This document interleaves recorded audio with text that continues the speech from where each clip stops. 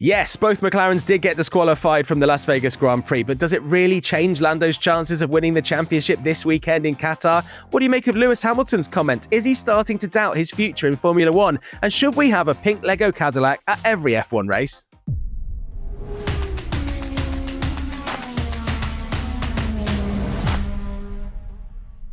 This is On Track, talkSPORT's weekly motorsport show. I'm John Jackson, joined by former British F3 driver, now F3 commentator Piers, and we are looking back at the Las Vegas Grand Prix.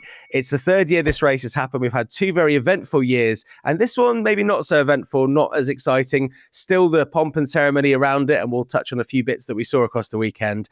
But obviously, what happened after the race is the big talking point. But first of all, Piers, I feel like we should talk about the race itself, because it was kind of just all about the start again. And Lando Norris kind of going back to having a bit of a nightmare start. Yeah, it wasn't exactly worth my 3:30 a.m. alarm, was it? It was fine. The first lap was like, oh, this could be interesting. And then not a huge amount else happened. That first corner was chaos, wasn't it? Basically, it was stuff going on in the front, the middle and the back. Yeah, so we had, I wrote it down actually, because obviously, I mean, it was the middle of the night. I stayed up and you got up early, and I don't know who's come out of this best, because I feel rubbish. Do you feel rubbish? I feel actually not as bad as I thought I was going to, because I had about 4 hours sleep after the race as well. So, could have been worse. But yeah, it was a bit of a fever dream, wasn't it? Oh, I had a full night's sleep after the race, having stayed up the whole night until the race started. Anyway, I digress. So obviously we had the big move from Lando being incredibly aggressive at the start, which we'll touch on a bit more in just a second. But then, as you said, yeah, we had, Lawson was involved, Stroll was involved, Bortoletto was involved. There was kind of a car backwards, one of the Alpines backwards. Then we saw marshals on track at one point for that virtual safety car. Let's start on that. I know it's another unacceptable thing that's happened that we've seen this season. You can't have people on track when there's cars going around at full power, even if they've gone past where those people are, right? Honestly, I mean, I know that the race direction team have a massive job. I know they've got 1 million cameras and lots of people to organise. I've never done any race direction, so it's 10 times harder than probably even we're imagining. But surely, rule number one nowadays, we know the rules, that there cannot be people unprotected on circuit when there's cars going around. And it's baffling to me. Can't happen. But how many times? I think we've had a couple of instances this year. It was only in Mexico, wasn't it? When Liam Lawson. So something needs to change. I don't know what, I don't know how, but it's just not acceptable, is it? It puts the drivers in danger, it puts the marshals in danger, and it's not a good look for the sport. So fingers crossed it all gets sorted soon. We'll get back to this video in just a second, but first I want to talk to you about this. This is the Nextbase Pico, and this will keep you and other people safe on the roads this festive period. It's a connected compact dash cam, which will record every single journey you make in high definition, and they've got a cheeky little offer going on at the moment, which I think you will like. Now, we know what people are like on the roads. We've all been driving to see friends and family and got cut up by someone. And maybe you're going to a racetrack and you're going to go and watch the professionals do it. And there's probably a lot of professionals not out there on the motorways of the UK. Well, look, this will record everything in high definition, sharp detail. There is a 1K and a 2K version. So whatever happens, it means you've got evidence for whatever goes on the roads. It's not just about the footage though. The Pico's packed with smart safety features that every driver needs, and of course it's from the UK's leading dashcam brand, which was recently crowned Trusted Review's best dashcam of 2025. It's super compact, even I can install it and you won't even notice it on your windscreen. Now pair it with the Nextbase app, set it up, control it from there. It couldn't be simpler for you. There's even a smart parking feature that keeps an eye on your car while you're away, automatically recording if it detects any movement or impact. And trust me, my car just got hit by something in the wind and I'm livid because I didn't have a dash cam installed. Now, if the worst does happen, the emergency SOS system can alert emergency services and share your exact location to help you get help faster. And with Witness Mode Lite, you can quickly alert a friend or family member if you feel unsafe on the road, which is definitely something I reckon parents should be thinking about. And with prices starting at under £100, it's pretty obvious that this would make a fantastic stocking filler this festive period. And actually, you can save yourself 40 quid because between the 6th of November and the 3rd of December, you will get that amount off, making this £59 for the 1K version, which means you could probably put that 40 quid towards going and watching some UK racing. Loads of winter racing going on, which I'm sure you'll have a great time at. You could also treat your family to a meal, but let's face it, just look after yourself. So protect your journeys with confidence this festive season. Visit Visit the Next Base website for more information, and also pop into Halfords, Argos, Currys and other retailers today. Stay safe, stay connected, and enjoy the road ahead. I do often think when there's so much going on before the race, and I think we can agree that Vegas has the most going on before the race. You've got Louis Tomlinson performing on the track on a sort of a moving float, or certainly not a sort of temporary structure in the middle of the track. You've got probably more celebrities than ever on the grids. You had Beyonce and Jay-Z there. You've got all this going on and all the build-up, so that I guess if people are in the wrong position, they get caught at the wrong side of the track, then that is a problem. But I mean, running across the track to get into position is not the way to do it.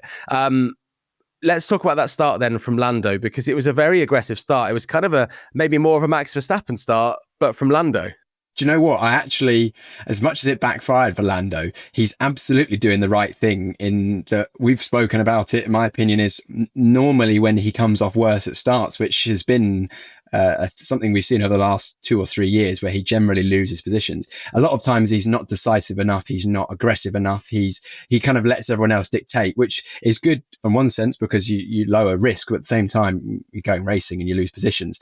On this occasion, I thought his idea, positioning, intent was perfect, but his execution, unfortunately, was poor. He got the covering off done, got in front just about, but then just misjudged the braking on the inside on the dirty part of the circuit. And we know how dirty it was. We saw that in practice, and that part of the circuit's barely been used all weekend, and just washed wide. So, unfortunately looked a bit clumsy, was a bit clumsy. We heard from him in the post-race interviews that he's disappointed with himself, but I think it is actually a step better. I would rather have seen him lose the position by aggressively defending to try and keep the position in turn one than allow another easy move up the inside from Verstappen on turn one.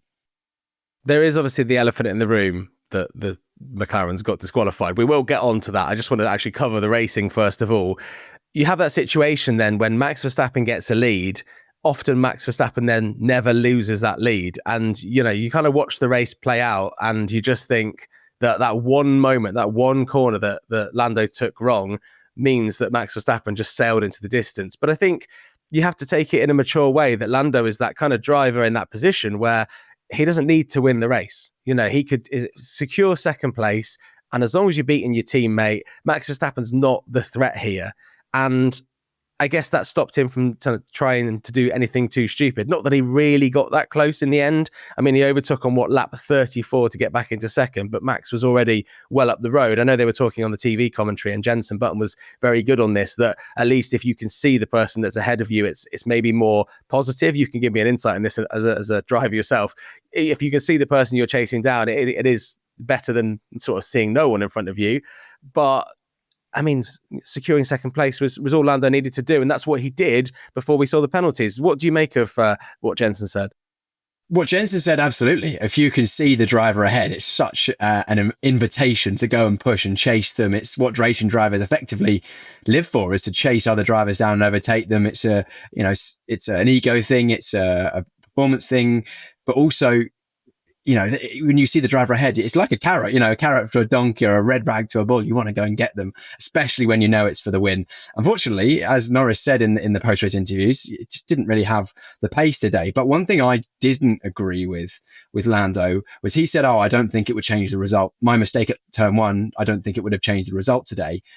I think it potentially could have done, because how many times have we seen Max Verstappen get in the lead in a race in a car that in theory isn't as quick and then hold that lead? I think today the shoe was on the other foot. Potentially the Red Bull was a bit quicker in the race conditions, but if Lando had got ahead, I think the dirty air, the tyres the way they were, it could have allowed him a chance to win the race. And I think if you'd have seen the roles reverse, Max Verstappen versus Lando, Max would have probably not made that mistake, and Max maybe would have been going for it and not settling for second, thinking I only need to beat Oscar. Max would have been going for that win regardless. I think Lando did go for the win. I think he tried his best. They just didn't have the pace. But I think maybe a bit of, what do they call it on the internet speak? A bit of copium from Lando there, saying, we wouldn't have won anyway. I get you. Let's just quickly go back to qualifying and how the grid was set up before we then move on to the big talking point from this race. Qualifying was very tricky. I was listening to it actually on the radio because I was driving somewhere, and it still was. I wasn't watching it, but I was still hearing, the descriptions of how tricky it was out there. I mean, as a driver, would you have been happy being out there trying to navigate that incredibly wet, sort of, I guess it's not dusty, is it? When the rain hits it, it probably becomes quite slippery because, as they kept saying on the TV, there's, cars going down that strip. I've been to Las Vegas. I've seen how many cars pile down that strip every day. It's that mixed with a bit of rain is going to create kind of a sticky, slick track. Absolutely. It could see visibly how little grip there was. And the fact that they were running the wet tyres, so in both Q1 and Q2, shows how wet it was. When do we ever see the wet tyres? I mean, they've literally been left in a shed for about the last 3 years, haven't they? They come out occasionally when someone thinks it's wet enough and then the red flag gets pulled. So it's actually, to be honest, it was actually good to see the wets be used. Yeah, there's a content creator called James Coker. You might have seen him online. He's a very funny American guy. And he pointed out that the only time he's seen a wet tyre this year is when someone was using it as a decorative coffee table with a bit of Perspex on top of it in one of the team Yes. hospitalities. And it was legit one of the tyres. So that's how often you see the wet tyres there. I think it was it the Aston Martins that went out and they were not on the full wets, or they were on the full wets and everyone was on intermediates. They were kind of trying to do something a bit different. And actually at the start of it, Lance Stroll and Fernando Alonso were quicker. But I mean, that kind of faded away after a while. And I think when it came down to qualifying, Oscar Piastri was again a little bit unlucky because it was going to be that last driver over the line situation as the track evolved. And Oscar just found himself on the wrong side of things again and couldn't get in the lap time he probably wanted to be nearer to the front. Yes, I agree that his positioning was unlucky, but he also didn't execute a lap as good as Norris in that part of qualifying, or at all. He was quicker. I think, was it Q2 he was faster, or one of those sessions? Yeah, sorry, Q1 he was quicker, wasn't he? Was looking very good on the wets. But when the inters went on and he had one lap to do it at the end, because they all knew their last lap was going to be the one bit of luck in terms of placement, whether you get over the line just before or just after. But at the same time, Piastri was look at that, it was a second off.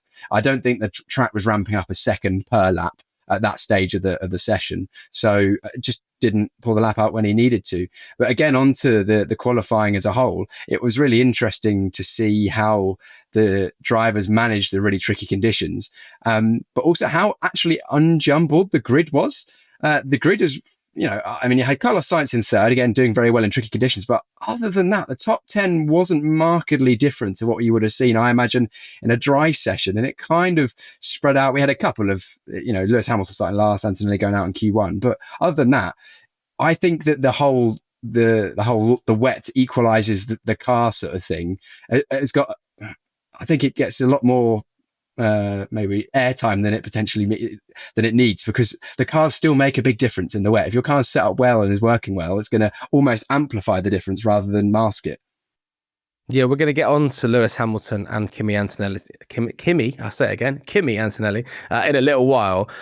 I just want to talk about, before we move on, my prediction, and I predicted this before the race. I said that George Russell would win the race. Okay, George Russell eventually came second, so that's not too bad, right? But I always like to make a kind of wild card out there suggestion, and seeing that the Racing Bulls had qualified pretty well, I thought, you know what, I really fancy Liam Lawson for a podium. I think he's going to sneak onto the podium somehow, and we'll be celebrating him, and it'll really throw a cat among the pigeons when it comes to the Red Bull driver lineup for next year. And what happened to Liam Lawson, Piers?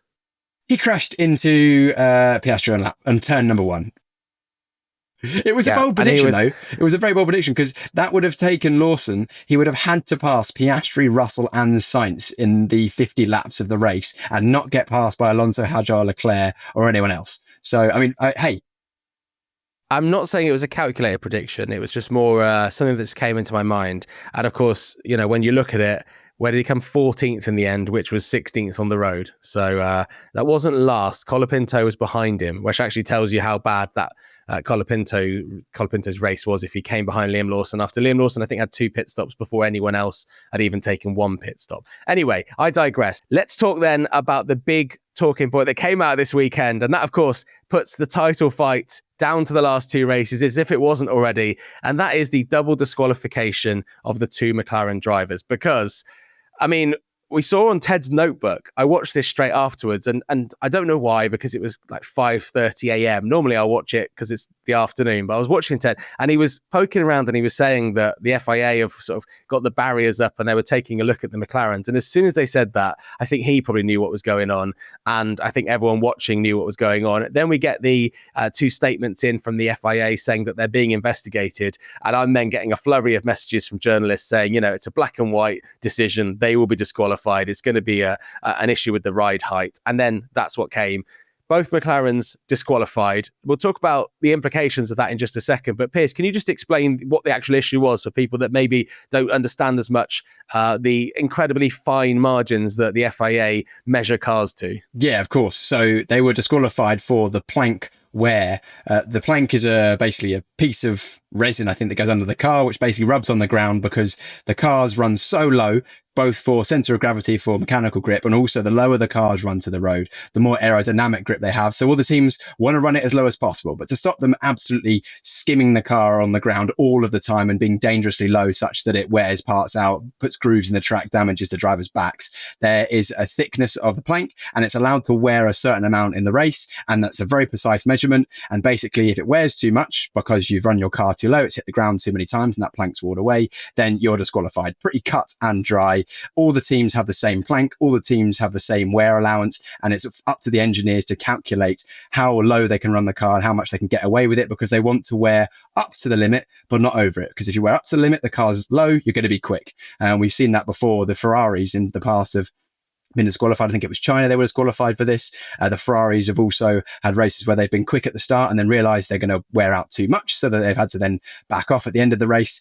The McLarens didn't think they were going to wear their plank out, so they carried on blissfully unaware, although maybe that was part of the reason why Norris wasn't so quick in the last few laps. They were just concerned about that. But hey, double disqualification, not what McLaren wanted. They've already got the constructors title under their belt, but the driver's title, if you give Max Verstappen a sniff, then that's a dangerous position to put yourself in. And he now has not just a sniff, but a whiff. He's got a big old whiff. We saw Lando and we thought it was kind of fuel saving, so perhaps it was something like that. McLaren kind of waited a long time to put out a statement. I'll read you little bits of it now, and actually the first bit of it does kind of explain the situation. So it's breaching Article 3.5.9 of the technical regulations. It requires a minimum of 9mm skid thickness. So Lando's car 4, was found in breach by a maximum of 0.12mm. So like 0mm 0.12. I mean, that's such a small margin of the rearmost skid. And car 81, obviously Oscar Piastri, by a minimum of 0.26mm of rearmost skid. And then they've kind of tried to excuse it, and I want to get your take on this. During the race, both cars experienced unexpected high levels of porpoising not seen in the practice sessions, which led to excessive contact with the ground. We're investigating the reasons for this, including the effect of accidental damage sustained by both cars, which we found after the race, and that led to an increase of movement in the floor. Surely both of your cars are not being accidentally damaged in a very suspicious way that means that your skid plank is being worn down a bit more than it should. Yeah, because Norris didn't have any contact with anyone, did he? Piastri, plausible if it was just him that got disqualified. He had the contact at turn number 1. But the interest in the wording there of the McLarens, it said that, we saw more porpoising than we were expecting. And do you know what? We jumped on board at one point with Oscar Piastri, and you could see the car bouncing, and that is what is referred to as porpoising. It's when the cars go along the straight and they're going quickly, and basically the aerodynamics suck it to the ground. Then the underfloor downforce, because it's on the ground, reduces so that it pops back up and it just has an oscillating motion. And that's what smashes the plank or the plank skid block into the track and wears it out. So ultimately, that was a lot of words to say we screwed up. It does go on to say it's important to read the full thing. As the FIA noticed, the breach was unintentional. There was no deliberate attempt to circumvent the regulations, and mitigating circumstances also existed. They then go on to apologise to Lando and Oscar for the loss of points at a critical time in their championship campaigns. After 2 strong performances from them all weekend, as a team, we apologise to our partners, our fans, whose support means so much. Blah, blah, blah, blah. If this leads to McLaren not winning the Drivers' Championship, which is unlikely, but still possible, how embarrassing is that for a team? Because there have been a lot of mistakes along the way, this being the latest one. Yes, it wouldn't be a good look, would it, for McLaren? They've had an opportunity where the car is clearly the best over the season. They've won the constructors by some margin. I mean, who knows? The Red Bull, maybe, if they had a driver that was up there with Max, it would be harder to debate that. But as judging by the facts, best car. However, I would say that it's not just this. If it did end up being Max Verstappen winning by a point at the last round, for example, people would point at this as the culprit, I would imagine. But ultimately, a championship is not just... The points at the end of the season are no greater than the points at the start of the season. And if you go back through a season, every championship season and every nearly championship season, there are things that happen, but often we remember the ones right at the end of the season because you think, oh, that's the critical moment. But ultimately, you know, Lando Norris missed out on at least 18 to 25 points, wasn't it, in Canada or wherever it was, when he crashed into the back of Piastri and this and that. So, you know, if it wasn't for that, he'd be well up clear, maybe even at the championship by now. So it's a combination of different things, but it is a faux pas that potentially we wouldn't see the likes of a well-oiled championship machine of, let's say, Red Bull and Verstappen, Mercedes and Russell, for example, make. Yeah, so it has huge implications on the table. However, I think people are blowing it a little bit out of proportion. So let's just look at the facts straight away. Lando Norris, 390 points now, and Oscar Piastri is second because he's won more races than Max Verstappen by one on 366. Max Verstappen also on 366 points now. So Lando has a 24-point lead. Now, Lando, before the disqualification, had a 30-point lead. So actually, in the grand scheme of things, not much has changed because Lando Norris only needs to outscore both of these other guys by 2 points in Qatar this coming weekend, and he wins the championship. So if Lando wins the race, he's won the championship, right? I think Oscar Piastri is probably the driver that loses out the most here because now there's a real risk of Oscar Piastri finishing third in the championship, having led the championship kind of in the second half of the season by, I think it was 36 points at the highest value. Absolutely. You're completely right. Norris, he's got the pressure off. People are saying Max is still in it, Max this, Max that. There's 33 points available at Qatar. There's 25 points available in Abu Dhabi. It would take at least 2 terrible races and one of Piastri and Verstappen winning at least one of and having another good result to overthrow Norris's win. And stranger things have happened. And if it happens, we'll be talking about it forever and it will go down as one of the best championship finales ever. And fingers crossed we get something like that.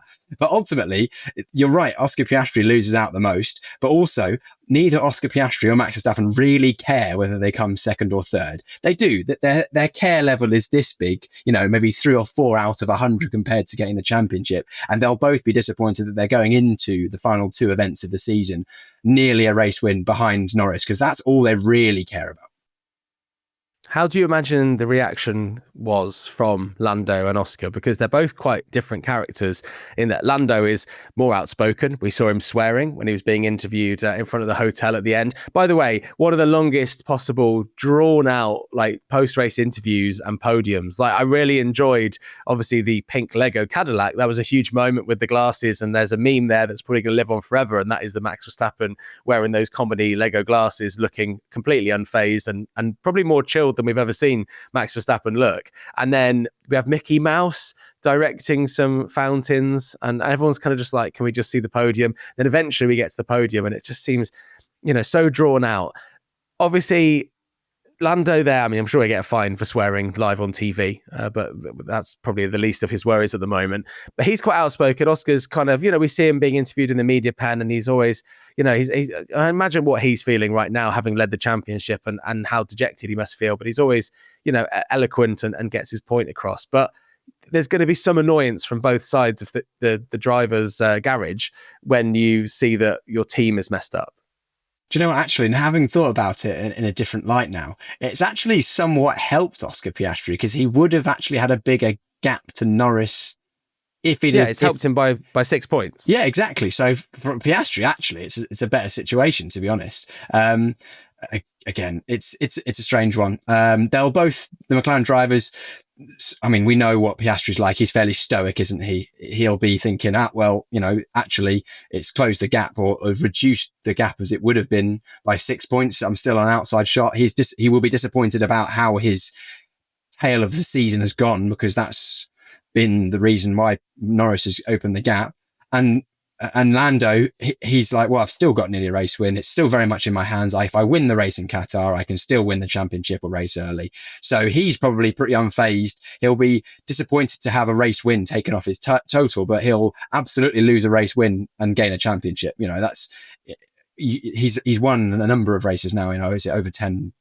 Getting on for 20 now, isn't it? For Norris. Can't remember off the top of my head. Which is remarkable to think that his first race win was only last year in Miami, and how much that was celebrated. Exactly. And then therefore, to a certain extent, if he wins this season, he will absolutely have earned it, because the closing stages this year have been pretty impressive. They'll both actually, when you're a driver and your car gets disqualified through no fault of your own, it genuinely is just that's kind of crap, really. But nothing I can do about it. It's one of those things. It is one of the things, but also the drivers will never be angry with the team. When I was racing, occasionally, even in junior single seater formulas, things go wrong. You DNF through no fault of your own. But it's one of those where you come back to the pits and the mechanics, especially, and the engineers are always like, I'm really sorry, cost your result. But I always used to think, and a lot of the top drivers now, they'll say, well, quite often I stuff it in the wall after you've given me a perfect car. So, the shoes on the other foot. We are a team at the end of the day. So yeah, disappointment definitely, but it won't be horrific for either of them, and they won't be emotionally scarred by it. And even as you've mentioned, Piastri, yes, he's in theory could lose out second in the championship, but does he really care? He will be disappointed he hasn't won the championship, whatever position he ends up in. I guess it would have been worse had Piastri come second and only Lando got disqualified, but that wasn't the case because Oscar Piastri didn't come second, so he didn't really score enough points to make that a big problem. Doesn't bear to think about what about papaya rules then? What would happen if Norris got disqualified and then Piastri took the lead or get within a couple of points? Would they have to then deliberately make Piastri not finish? How does that work? Again, this is the whole can of worms that papaya rules opens up. Piers, let's just have a quick look at the table and see that what could happen and what needs to happen for certain things to happen. And that is that if we see Max win 5 in a row, he has got to make up somehow 24 points on Lando Norris whilst keeping Oscar Piastri from making up points ahead of him. I think Lando needs to only finish third in the next couple of races to secure the championship. So we already know a race win for Lando Norris means that he will win the championship next weekend.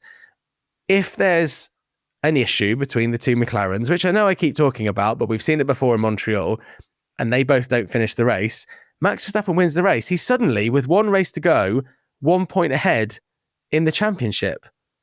We're kind of negating the sprint race here, but let's not worry about that for now. That's a ridiculous turnaround for Max Verstappen, who has already admitted to everyone that he doesn't really think he's got a chance. He's just like the dog with a bone, isn't he? It's almost like he's written himself off and gone, do you know what? I don't even care. And yet without even caring, without even trying, he's just, bashing his way into the championship fight by just going out there, winning races, doing Max Verstappen things like he did in Brazil. And yeah, it's an outside shot. But the way that the points work in Formula One, if you have a DNF and you're a championship rival, you get 0. So that, it can flip literally, as you mentioned. So Norris, I wouldn't be surprised if we saw Norris be quite conservative at wheel-to-wheel racing and definitely at Qatar, but even in Abu Dhabi, because even if he loses, the thing that we've maybe spoken about before, where he loses positions on the first lap, maybe he's a bit timid in racing, doesn't matter. If he finishes 5th when he could have been 3rd and Max wins the race, he still keeps that gap, massively different. And then all he has to do is then qualify well, which is the much less variables when you're qualifying, because all you've got to do is do a half decent lap, really, which is easier said than done in a Formula One grid and a field. But we know he can do that and he can deliver. So yeah, I wouldn't be surprised if we see a different approach going into the last 2 races. And I think it would be, I wouldn't hate to see it. I mean, it might be quote unquote boring, but ultimately, if you want to be a world champion, you've got to do what you've got to do. F1 has exploded in recent years with the fans, and that's obviously a good thing, especially if you're a shareholder in a team. Hey, Toto. If we get to a situation where we're at Abu Dhabi and one of those 3 drivers can win because something's happened to the 2 McLarens at the next round and Max wins the race and the sprint race, there's only a point in between it, isn't it? So there's not much difference there. That is surely a better finale for the fans who've watched this season unfold than anything else, because going into F1, we always have that situation of this driver can win the championship if this happens. We have that going into Qatar. We may not have this problem next week, but we rarely have it where if this happens, and then this happens, this happens. Look at 2021, for example, and that was a huge finish to a season. As a fan, surely that's what you want. You want to think that at the end of this, it's a bit like NASCAR and the NASCAR Cup. One of 4 drivers can win that on the final race of the year. Whether or not it's fair, I don't know, because obviously you can have a great season and somehow come last. But I think for F1, that would be huge. It would. And as a sport, that is what the sport would want. Formula One and Liberty Media and all the people that are in charge of that sort of thing, or the TV companies. And you know, as a layperson at home, as much as I'm very much cut from the racing cloth and I like racing to be racing, and ultimately it would be epic, wouldn't it? Seeing 3 drivers go into the final race of the season. All what we want, ideal world, is all 3 of the top 3 in the championship. If they win the race, they get the championship, because that's, I mean, you can't have a better finish than that.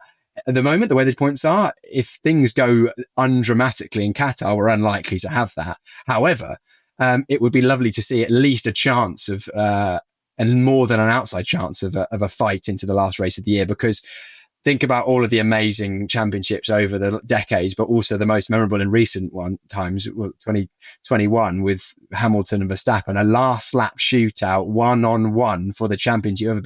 Whoever beats the other wins. It is what brings, energy. I mean, I don't think I've ever been more nervous, not actually in a racing car watching a race, than that one.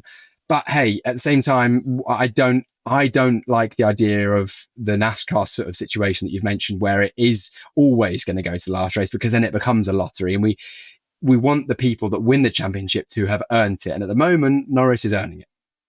Yeah, he really is. He has a 24-point lead going into the final 2 races, with a sprint race over Oscar Piastri in second and Max Verstappen in third, who are both on the same amount of points. But Oscar would come second if they finish this way, because he's won one more race than Max Verstappen. It's going to be a fascinating end to the season. Let's just talk about Max Verstappen a little bit more, because I've noticed this real shift over this season and this second half of the season, where Max Verstappen, I think people were getting very bored of him winning. And I think that then means that people start becoming haters online, and, because they want to see a bit of variety.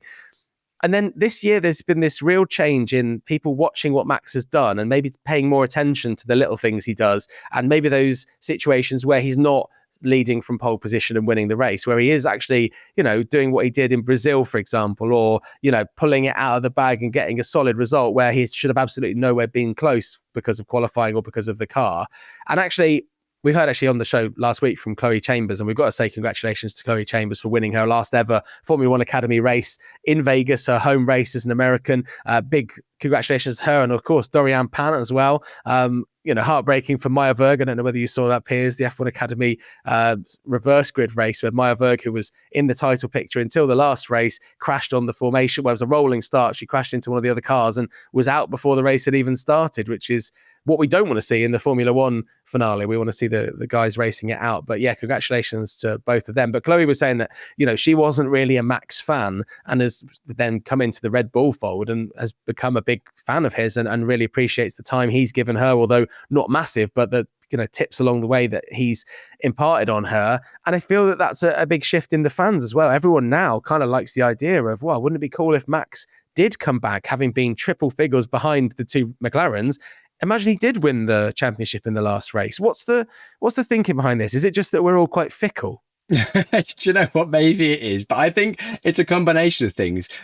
Max is quite chilled and honest and matter of fact, which sometimes plays in his favour and sometimes plays against him. When he's winning loads of races and it's easy and the car's the best and everyone's saying it's boring, he's boring because he's got nothing to talk about because he's won the race by 30 seconds again.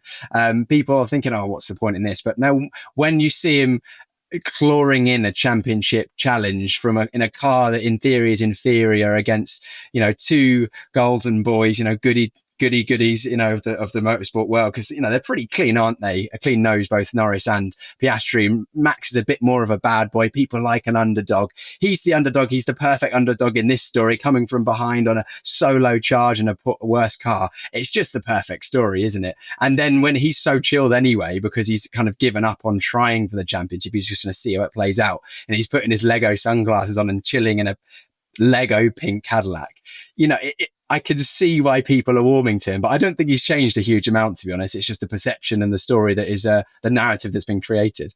But I like it. The funny thing is, when he was in the pink Cadillac with Terry Crews, before they started singing, he was kind of sat there and you could just see that side of Max where he's just kind of like, I've done the race, I've won the race, I'm ready to go home now. And there was that sort of moment where it could have gone both ways. And then the Lego glasses came out and then they started singing along and it was all good. But I could sort of sense that Max is probably thinking of like, I'll drop the text, get the jet fired up, going to go home, see my partner and my kid, and we'll worry about Qatar in a few days' time. I think it is interesting to see that Max has been backed so well, because I think it's that thing in any kind of sport, isn't it? That when someone starts winning, then people turn on you. So that's the problem. If Lando starts winning a few championships, he may suddenly find that although he'll still have a massive following and he'll still have the Lando stand and he'll still have all the money and brand endorsements, people can get a little bit bored of him. And I guess we kind of saw that a bit with Lewis Hamilton as well. When he started out winning his championships, people loved it. But then when he kept winning, people were a bit like, surely there's got to be some young pretender that comes along and challenges him. And it's just a cycle that happens. It's just psychology. Absolutely. It's just a cycle and we will have it. Whoever wins the championship this year, likely to be Lando. If he then dominates next year, everyone will be like, oh, boring, Lando again. But then who knows? I don't know. Antonelli might then come up and start winning and then it will be the golden boy and then he'll win and it will be boring. It's just, it's interesting psychology. But hey, isn't that why we love sport? It is. Let's talk about the Mercedes then before we move on to Lewis Hamilton and a look ahead to Qatar. Great podiums for them. I mean, obviously they were not getting podiums, not two podiums originally, but for George Russell and Kimi Antonelli, solid weekend. I predicted George Russell to win, and there was a lot of memes flying around of George Russell basically doing nothing and somehow finishing second, which happens quite a lot. But I think that's kind of besmirching the effort that George puts in to be incredibly consistent, which I know is a point you've been labouring all year. So it's that kind of thing of a referee in a football match. If you don't notice the referee, they've normally had a good game. Whereas if you don't notice George Russell, but he keeps finishing second or third, he's doing pretty well. Yeah, I think it's a very similar situation to Max in the terms of that at the moment that car regularly isn't quick enough to win the race outright because either the Red Bull or Max have been too good or the Mercedes or the McLarens are too fast. But then he's always there or thereabouts because he doesn't ever underperform. And again, I don't want to reiterate a point we've spoken on a number of these podcasts, but he is, I'd say, up there performing potentially more consistently and better over a season than both the McLaren drivers. If I was to rate the drivers this year, I'd definitely put Max at a 10. George would be my second highest rated driver, almost certainly, because he hasn't had that many issues this year and is always there to pick up the pieces. And once again, he was. Granted, again, he didn't do a huge amount in the race, but he didn't need to because he qualified well, got through Q1, Q2, Q3, qualified well, got a good start, got past Norris when he made the mistake. It's all the little bits and pieces that are quote unquote boring that go to building a good race weekend.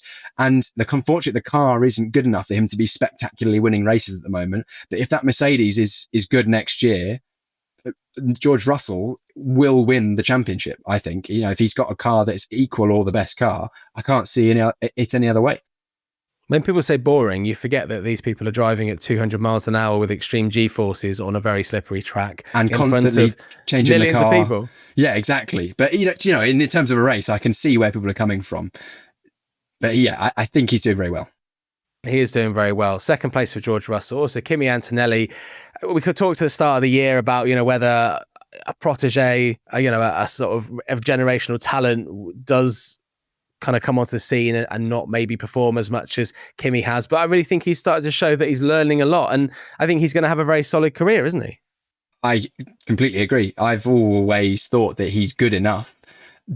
Potentially a bit early into the Mercedes. I still stand by the fact that I think he should have followed George Russell's career path, which has done at least 2 or 3 seasons in, let's say, for example, a Williams, because we've seen it work before and they've got good connections there, and then move into the main team. But at the same time, that's my opinion, is so that he can build in maybe the easiest way and the most maybe the most efficient way, but at the same time, if there's a space in Mercedes, I can see why Toto put him in. Ultimately, he's going to reach the same level, and maybe even the adversities of this first season in Mercedes might make him stronger. Who knows? It was definitely going to make or break him, but he's definitely coming on stronger. We saw flashes of brilliance at the start of the year. We also saw a number of races that were below what realistically a Mercedes Formula 1 driver should be doing. But at the same time, if the long-term view from Mercedes is this is our driver, then he's doing what he needs to do. And as long as he's performing at a comparable level to George by the end of next year, that's all that I think that they'll be after. And then he'll definitely be good enough, in my opinion, from what I've seen of his junior career and what people say from the inside who've worked with him closely. Yeah, very solid there. Max Verstappen takes the race win with George Russell second, Kimi Antonelli third, by virtue of those two penalties that came down to the McLaren drivers. We had a few did not finish his. Alex Albon didn't have a particularly good one. A bit of a tricky incident for him, where he did a bit of a Lewis Hamilton, didn't he? And he misjudged an overtake with the DRS Open. Bortoletto also didn't finish, and Lance Stroll didn't finish either. And Franco Colapinto was last, meaning that car still hasn't scored any points, has it, for this season? We need to talk about Lewis Hamilton, Piers. Qualifying, a disaster. We'll get onto that in a second. But more worryingly is some of the comments he said after the race to BBC. And that kind of suggested that he's really, really in his head. He suggested it was a terrible result. Obviously, it was a terrible result. Where did he actually come in the end? Sorry, because obviously things changed around. Was it 8th? He was 8th after 10th on the road, 8th after the penalties. He said nothing positive to take from today. I'm wishing, a top 10 finish, nothing positive. He's eager for it to end. I'm looking forward to it ending. I'm not looking forward to the next one. They then pushed him on that and said, oh, you mean you're not looking forward to Qatar and you're looking forward to this weekend ending? And he said, next season was his response. So he's suggesting that actually this season is what can't wait for it to end. And he's not looking forward to next season.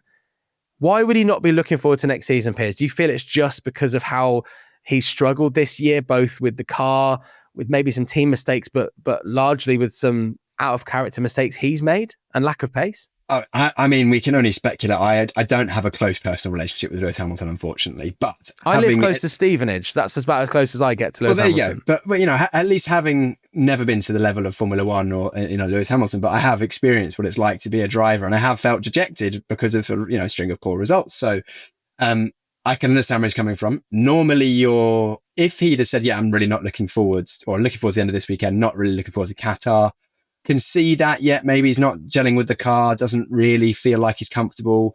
Maybe, he's thinking, only 2 more races, then we get the new regulations for the next year, clean slate, I can go again. But the fact that he's thinking, I'm not looking forward to next year, that's not a good position to be in, is it? As an athlete, really, it is an opportunity next year. He should be, a lot of drivers will be seeing 2026 as an opportunity to get one over on their teammate, to reset, to push on, to take a championship. But if you're not looking ahead to that, then what is there to look ahead to? But is this a driver just being obviously very down and not looking forward to anything? Or is this a slight suggestion from Lewis that maybe behind the scenes, he's not particularly impressed with what he's seeing about what Ferrari are working on, or maybe the new car in general? There's kind of rumors that there are, concerns with the new car, with the changes in the regulations. I think it's 10 weeks now till they should be on track for testing, which sounds ridiculous given that no one's got one of these cars fully made up. Is he alluding to more, do you think? Because you think Fred Vasseur is going to be having a bit of a word with him saying, okay, what's the issue here? Yeah, I'm sure that Fred Vasseur has already been having words and will continue to have words with Lewis on a daily, weekly, or actually I think daily basis is probably correct. Unless they go back a long way, and I think Fred's a good manager, and he will of course be seeing these comments and be taking them on board. It's his job to know everything, really, as a CEO, especially with your drivers. But it's an interesting one. I generally stay away. I think I don't like speculating about the rumors of this car's going to be good next year, this car's not, because ultimately it's all speculation, because the only people who know how good each car is are that team, and they have no idea how good the other cars are. So the only time we'll find out is when they go on circuit, probably for qualifying at the first race, because even in pre-season testing and practice, doesn't show everything. But I agree with you that the fact that Lewis is so down, maybe you're right in the way you've said that maybe he's not liking what he's seeing, or he's not gelling with the situation, or he isn't, obviously is very good at not giving a huge amount of detail away, but the situation clearly isn't right. Because if it was just a case of he can't get on with the car, doesn't like the way it's set up, then he'll be saying, I'm looking forward to next year. I'm not looking forward to Qatar and whatever. But the fact that he's saying, I'm not looking forward to next year, granted, pinch of salt after a disappointing race, but at the same time, to say that out loud publicly, there's got to be some concerns deeply inside him with either the situation, the personnel, or a combination of all the above. Otherwise, why would you not be looking ahead to next year? Yeah, Fred Vassar did sort of follow up with the radio and did sort of suggest that we should all calm down, heat of the moment, everything there, and that Lewis was there in FP1 and FP2. The pace was good. I mean, that qualifying was, I think it's a lot. I think the first time a Ferrari's qualified last since Giancarlo Fisichella years ago. That's a qualifying last based on not crashing or having a technical problem. That's qualifying last based on qualifying last. And also, not good. Yeah, no, not good at all. Also, he said practice 1, practice 2 were okay. Well, practice 1, Charles was fastest. Lewis was 11th, 7/10 off. Practice 2, Charles was 3rd. Lewis Hamilton 10th, half a second off. So, I mean, straws clutching. I don't know. We'll watch the space on that one. But yeah, Charles Leclerc finishing 4th in the end. Lewis Hamilton down in 8th, but nothing positive to take from the weekend, despite the fact he scored 4 points. So that tells you the mindset Lewis is in. Quickly, do you still think that he'll be there next season? There's still no risk that Lewis is contemplating his entire existence in Formula One? Oh, God, we keep, I mean, I hate talking No, this is a quick one. I'm putting you on the spot. Okay, I think he'll come back next year, but I don't think it's a zero chance that he won't come back next year because he looks like he's not enjoying things at the moment. There you go. Let's end the Lewis bit on a positive. His helmet looked great, especially on the camera on the top of the car, like the way that the lights were sparkling on his on his crash helmet. Yes. Yeah, it was fantastic. It looked like a very exuberant bowling ball that you sometimes see where people have all the gear and no idea. Let's quickly talk about some other rumours that we've seen then. When I was in Brazil, the rumour in the paddock was that Christian Horner was going to be buying into Alpine. Team would be bought out and he would have some kind of stake in it. Now, BBC have been reporting this weekend that there's a possibility that Andy Cowell has fallen out with Adrian Newey at Aston Martin, and Christian Horner is on the short list of people who could come in and be the team principal at Aston Martin. I'm sure Christian Horner would love that if the deal was right and he could have a bit of a stake in the team like Adrian Newey got as part of his deal. But, I mean, is there no smoke without fire? And then you have the big question of Adrian Newey and Christian Horner back together. Seems like a dream partnership, but there was also talk of Adrian Newey being a bit fed up with the Christian Horner situation that we saw at the start of last season, and that's led to part of why he left Red Bull. So what do you make of the whole situation? Oh, I don't know. I think it's brilliant. Clearly, there wasn't enough going on at this race because we're talking about a lot. Like I say there's a lot of talk about this stuff behind the scenes. It's all a soap opera. And it also reminds me of in schools. You remember there was always, so-and-so is supposed to be seeing so-and-so. And then next week, actually they're going out with so-and-so. And actually you never actually see that person going out with anyone. It could all just be absolute rubbish, but who knows? We'll see. I think we will see Christian Horner back on the grid because I think he's too good not to make an appearance in a Formula One team again at some sort of managerial position. Where only time will tell. I can't see him going to Aston Martin. I just don't think, in my eyes, I don't see that as a fit.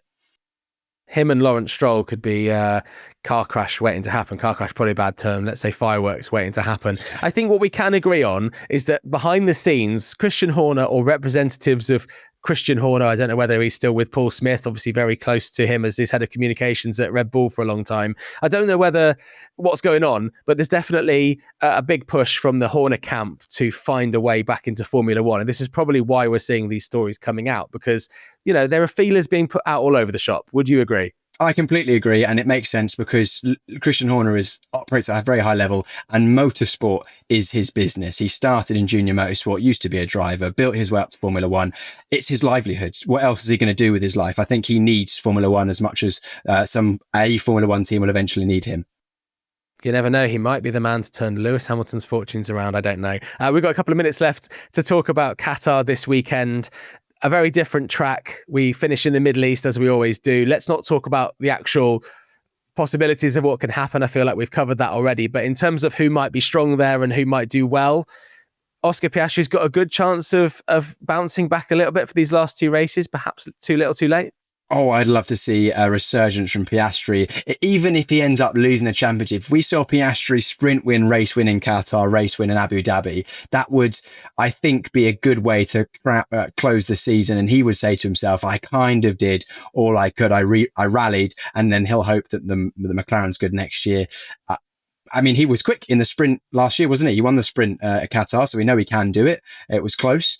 I think the nature of the circuit in Qatar very different to what we've seen recently. We had Mexico high altitude, lots of medium speed corners. We then had Brazil, which was a lot of undulation, still high altitude. Then we've had changeable conditions, street circuit, low grip in Las Vegas. Now we go to warm, dusty, high grip, low, smooth, no undulation at Qatar. So completely different circuit. I wouldn't be surprised if we see a slightly different order or running order in both the qualifying and the race, which could make things interesting.